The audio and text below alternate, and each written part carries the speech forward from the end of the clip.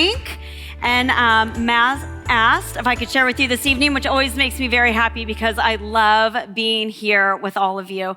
It is truly one of the joys of my life. So I'm not sure the feeling is mutual, but just know for me, I get so excited to be able to be here with you tonight, especially as we kick off a new series called Wishlist, a Christmas series. Now, when you walked in, there was a board, and I know some of you did this and most of you did not, so that's fine, but there was a board where you could write down what you wanted for Christmas on your wish list. Because my guess is, show of hands, how many of you have something that you want for Christmas this year, even if you didn't put it on the board? Okay, and the rest of you live such contented lives. That's so amazing. Okay, so here were some things on the board. A new Apple Watch, a swimming pool, it's a big ticket item. Taylor Swift tickets, hard to come by. Shoes, there were a lot of shoes. How many of you want shoes for Christmas? There's a lot of hands in the air. A boyfriend, an engagement ring, and someone wrote that they wanted a wife. So the engagement ring and wife person should get together. When I was in middle school, now middle school was the heart of the 90s when I was in middle school. There were two things I had on my wish list year after year, Christmas and birthday. The first thing was a pair of Guess jeans. Yeah, check out these bad boys. The thing that was super important was this triangle right here. Because that said they were Guess jeans, and everybody who is anybody had a pair of Guess jeans, but my family didn't have much money back in middle school, so this was a no-go. I never got this. The second thing I wanted was a pair of Umbro shorts, which were super popular at my high school. At my middle school, everybody wanted Umbros, but here's the thing. My brother, who was a year younger than me, also had Umbros on his Christmas list. So my parents got us one pair that we had to share. We didn't have they were just we can't afford two pairs, we'll give you, and they looked just like this. They were kind of purple and they had the teal. I found this picture because it's exactly the pair that we had. And my brother and I had to share the pair of Umbro shorts, which nobody wants to do. Yeah. It wasn't exactly my dreams come true when I opened. No, actually my brother opened the Umbros and they were you have to share with your sister. And I was this is terrible. Anyway, my wish list has certainly changed over the years. I don't necessarily want Guess jeans and Umbro shorts anymore. But the fact remains, I still have a wish list. I love clothes and I love home decor stuff and probably shoes. I'm a terrible shoe buyer, so I would just if someone just bought me shoes, I would love that. Wish lists change. What we want for Christmas changes, but at the end of the day, a wish list is universal. I was at my parents' house and my mom was I really want a new crock pot for Christmas. Also, she has a little bit of dementia, a lot of dementia, and she also said she wanted baseball cards. So I was yeah, I'll get you baseball cards. The wish list changes year after year. But what it really comes down to is, it's just something that you hope somebody's gonna buy you. You write it down because at the end of the day, you're I hope my parents will get me what's on this list. And that's what we're going to talk about today. We're going to talk about hope. And over the next couple weeks, as we approach Christmas, we're going to talk about the significance of the gospel in the Christmas season. Because there are certain words and certain phrases and certain things that we talk a lot about around Christmas time, like hope. But how exactly does it tie into Christmas? And what does it have to do with the gospel? And what does it have to do with Jesus? We're also going to talk about true life and peace through Jesus and how he alone will fulfill every desire. And tonight, we're going to start off with, that's right, hope. We actually use the word hope all of the time. We have gifts that we want, but hope goes far, far beyond that. We hope that we make the basketball team or show choir. We hope we win a state championship. We do hope that we get the boyfriend. We hope we get the hot girlfriend. We hope we get the shoes and the nice car. We hope we get accepted to the college that we want.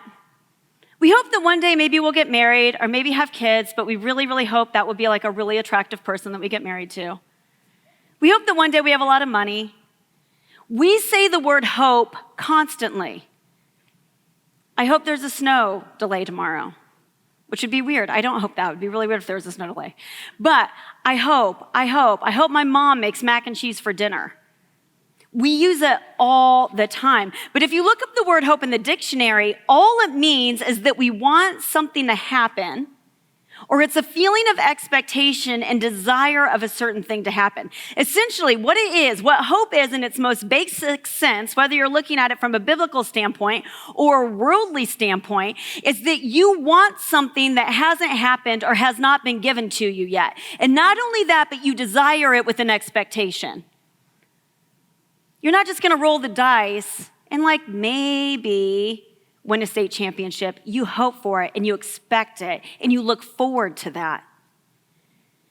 Hope is absolutely foundational to our Christian faith. Not just what we hope for in the day-to-day, here, the things of the world, but it's really foundational to Christianity. When Paul was writing to the Corinthian church, he wrote, "Now these three things remain: faith, hope, and love." He goes on to say that the greatest of these is love. But do not overlook the fact that when Paul said these are the three foundational elements of Christianity for the New Testament church, it's faith and hope and love. Hope. Christian hope is foundational to the gospel. But here's the thing. Biblical hope is a little complex, because it's been partially fulfilled, but not entirely fulfilled. Jesus sits at the pinnacle of both things, and he's going to usher in what we are ultimately hoping for. But here's the deal. Everything leading up to Jesus and everything in the Old Testament was leading up to him coming as the Messiah. Now, I could do a huge deep dive into the Old Testament on this, because if anyone knows me well, they know I love this type of thing. Senior boys, you know what I'm talking about. But just as a broad overview, the world was weary and burdened with sin and living kind of in a broken relationship with God, right? Because they were unable to pay for their own sin. And although there were things in place like the sacrificial system and the law that God had put in place in order for them to deal with the sin, that people could not do it. And they kept sinning and sinning and sinning. And this relationship with God remained broken for them. And they were hoping for a way to be done with this burden of sin. But the Israelites were also hoping for a king. They were hoping for a Messiah. They were hoping to have someone that would come rescue them, that would unify their kingdom again, a king that would come in the way of David. And although Jesus did that, it didn't look exactly what they were looking for, but everything that the Israelites were hoping for when it came to a unified kingdom and a king and a way to deal with their sin and to alleviate the burden of law off of their shoulders, Jesus fulfilled all of that. Jesus 100% was the hope that the Israelites were waiting for. That's why when you sing the song, "O Holy Night," it says a verse, a thrill of hope. A weary world rejoices, a world that was burdened with its own sin rejoices. For yonder breaks a new and glorious morn. Fall on your knees and hear the angel voices, O night divine, O night when Christ was born. When Jesus was born, he fulfilled the hope that the whole nation of Israel was waiting for. A weary world rejoiced because Jesus fulfilled what they were longing for and expecting for, something that they hadn't had yet. But here's the thing about Jesus. He promised something more. So yeah, he fulfilled everything the nation of Israel was waiting for and hoping for and longing for, but then he ushers in a new hope for the people of God. He brings in something new, something they hadn't really thought about before, something they weren't even expecting.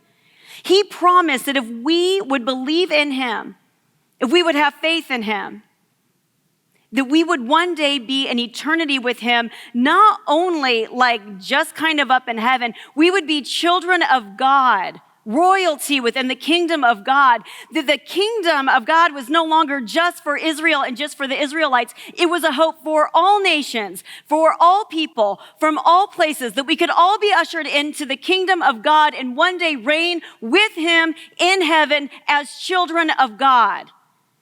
And that idea would have absolutely blown the mind of the Israelites. And in all honesty, it should absolutely blow our minds as well, to a place of absolute awe, because that promise that we hope for is absolutely foundational to who we are as Christians. Listen to this in Revelation when it talks about what is to come for the people of God. This is Revelation 21, verses 3 through 7. And it says, I heard a loud voice from the throne saying, look, God's dwelling place is now among the people, and he will dwell with them. They will be his people, and God himself will be with them and be their God. He will wipe every tear from their eyes. There will be no more death, or mourning, or crying, or pain, for the old order of things has passed away. And he who was seated on the throne said, I am making everything new. Then he said, write this down, for these words are trustworthy and true. And he said to me, it is done. I am the Alpha and Omega, the beginning and the end. To the thirsty, I will give water without cost from the spring of the water of life. Those who are victorious will inherit all of this, and I will be their God, and they will be my children. Jesus ushered in a promise that we would not only be children of God, free from sin, that we would actually go to heaven and be with him in eternity, where there is no more tears and there are no more pain and there is no more hurt and there is no more death. And he is the light of all things, and it is absolute peace and it is perfection and it is life-giving. And we don't have to do anything except receive the goodness that he has given to us. And we dwell in freedom and absolute, the goodness of his love for all of eternity as his children, reigning with him in heaven. That's a pretty big part of the gospel message, because that's pretty great news for us. That's what we put our hope in. Yes, Jesus fulfilled all that they were hoping for in the Old Testament, but he ushered in a new hope for us.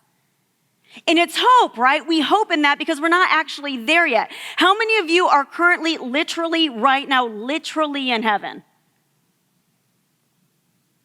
How many of you are literally in the presence of God? Like we are, but you know what I mean? Like literally, like you could touch his robe in the temple. How many of you live a life with no pain and no tears and no sin? None of us. Because we're still on this world and we're walking this earth, but we hope in it. We don't just look forward to it, we look forward to it with expectation, and we believe it and we trust in it. If we are truly Christians, if we truly believe what Jesus did for us, then we know without a doubt that this world and this physical life is not the end. This earthly life is not all there is. This is nothing. This is a breath. This is a snap of a finger. We hope in something far greater than this actual world that we're living in right now. 2 Corinthians 4:18 says, so we fix our eyes not on what is seen, but what is unseen. For what is seen, this world, this earth, it's temporary. What is unseen is eternal. So we set our eyes and our hopes and our expectations not on what we see here and now, but on the unseen. Because that's the stuff that's going to last. Christian hope is based in eternity. No matter what happens on this earth, we have hope in eternity. But here's the problem we run into as Christians. We don't act like that. That alone, that hope right there should set you so far apart from everyone else in your school or everyone else that you come in contact with, that would set you apart and make you look so different if your hope was set on the things of eternity rather than the here and now. But we actually don't do that at all. We actually set our hopes in the here and now. If we knew that everything that happened on this earth was really just to prepare us for eternity, if we knew that all the riches of God would one day be ours, if we knew that we were going to live as children of God, not just buddies of God, children of God, that he would bestow an inheritance upon us and a blessing upon us that would lead us to eternal love and freedom, don't you think that should change how we live? And don't you think that should change how we act as Christians? Because here's the thing, all the earthly things that we hope for, even the really, really good things, they will all fade away. They're a mist. They're temporary. And even if it lasts for an entire lifetime, it will not last for eternity. It will rust, and it will fade, and thieves will take, and moths will destroy, and in the end, it is nothing. All of it. And yet so many of us have all of our hope placed on the things of this world that will not and cannot ever satisfy you. Here's the deal. If we really are confident in who we are in Christ, and if our hope is set on eternity with him, and our identity is set upon that hope in him, then everything that happens here is secondary. Because we know no matter what is going on here, it is nothing compared to the eternal blessing and hope that we have in Jesus Christ. But we live in a world of anxiety. We live in a world of depression and anger and discouragement and deep, deep sadness. And a lot of that, and I'm not saying all of it, a lot of that is because we have misplaced hope. You're expecting not the things of eternity. You want the hot girlfriend. And when it doesn't happen, then you take a real hit to your system. You want the car. You want the college acceptance. You want the state ring. You want to make the team. You hope for shoes and clothes and I've been hoping for really blonde hair my entire life. We hope and we hope and we hope and we hope and we hope, and none of it has eternal significance. It may be good things. And I'm not saying we don't hope or try or go after goals. That's not what I'm saying. But what I'm saying is when we place our hope in the things of this earth, they will 100% every single time disappoint you because they were not meant to fulfill you and they cannot fulfill you. It is a false hope. It's a lie. If Satan can convince us to hope in the things of this world and not place our hope in Jesus Christ, guess what? He destroys us. Because it all just is gone like a mist. But if we can place our hope in eternity, if we place our hope in the promises that Jesus ushered in when he was born into this world, then no matter what happens in this world, we are unshakable.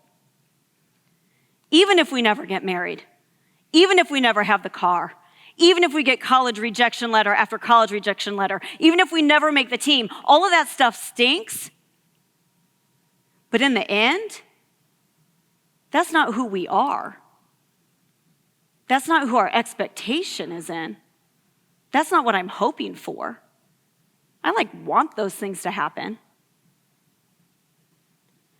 We live in a state of discouragement, even as Christians, because we have our hope in the things not of God. Hoping in Jesus and hoping in eternity will never disappoint us because it has nothing to do with the physical.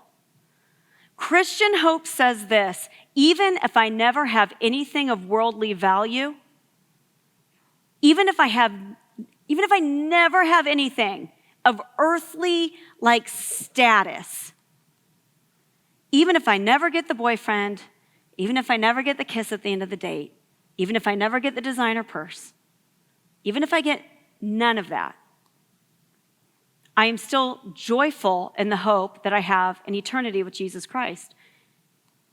Because Christian hope leads to incredible joy. And why wouldn't it? Because if our hope is in eternity, then our joy is based on eternity. It's not based on the here and now. We put our hope in the here and now. Things don't happen in the here and now. Then we get really discouraged, and we're not living as people of joy. We're living like no different than the whole rest of the world.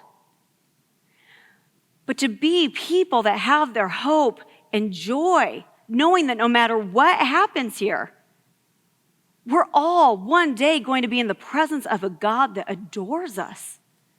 That should totally change the way we live. Romans 12:12 states that Christians should be joyful in hope, patient in affliction, faithful in prayer.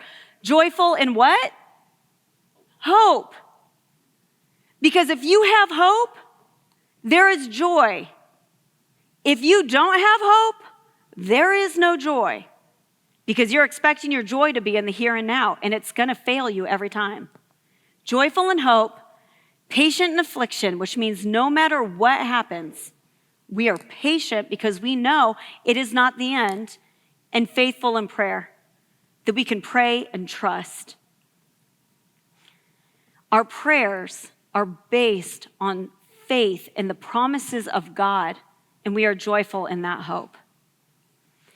In the fall of 2020, my uncle was diagnosed with COVID. Now, this was still like the first year of COVID. So there were like no vaccinations. People still didn't quite know how to treat it. And it got bad. And he eventually had to go to the hospital. This is my mom's brother. And after a few days in the hospital, they couldn't get the COVID kind of under control, and they told him that he was going to need to go on a ventilator. Essentially, what was happening was his body could not get enough oxygen to support his organs. So they're like, we're going to have to put you on a ventilator. But he was like very aware and very alert and very talkative. He was part of the decision. He knew, what that meant.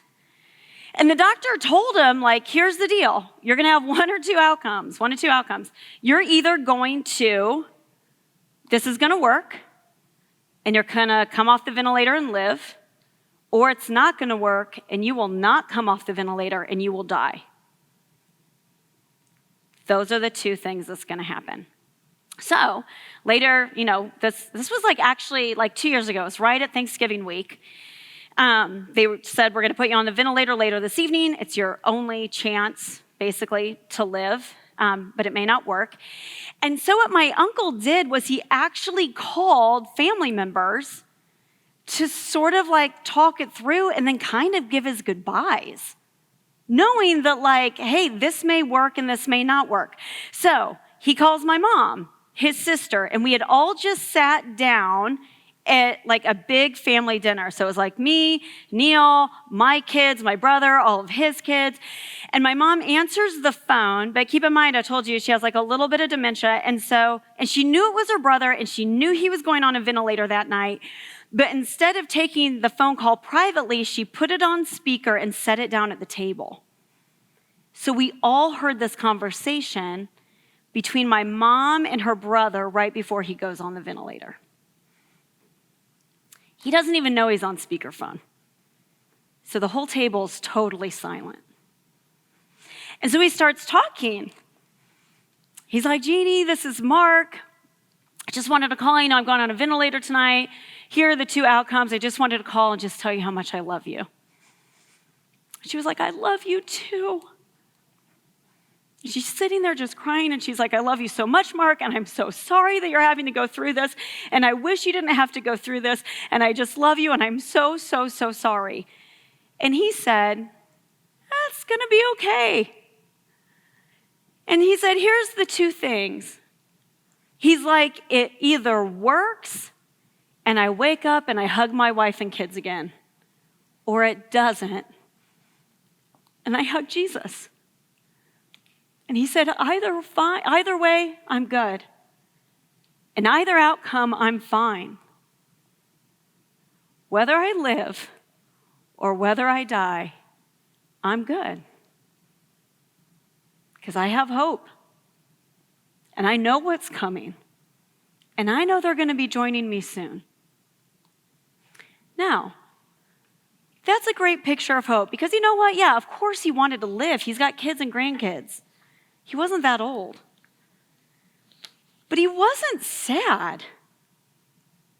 And he wasn't complaining, and he wasn't depressed, and he wasn't discouraged, and he wasn't like super mad about the whole COVID whatever. He was just like, yeah, here are my two outcomes.